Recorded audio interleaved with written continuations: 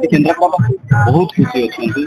कहवा गले आ 2 दिन पर वर्ष पूर्ति हम सरकार नुआ सरकार प्रथम थर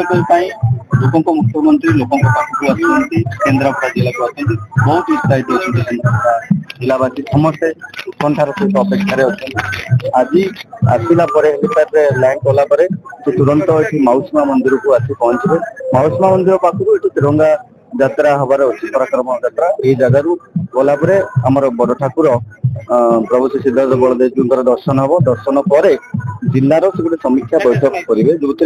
जिलार समस्त कथा आगे से जानवा चाहते जिला भर जिलार स्थिति कौन कौन अच्छी कौन नहीं से सब विषय विभाग अधिकारी मान सहित आलोचना करेंगे ये बर्तमान सुधा यही कार्यक्रम अच्छे आज केन्द्रापड़ा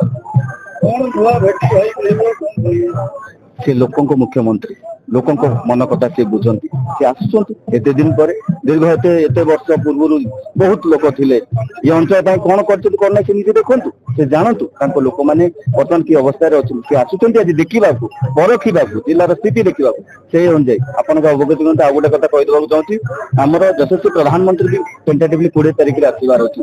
सी भी आसिले से जो राज्य जो भेटी रखी आम जिला भी अच्छे केन्द्रापड़ा जिला निश्चय किसी कोई कथा डबल इंजिन सरकार डबल विकास।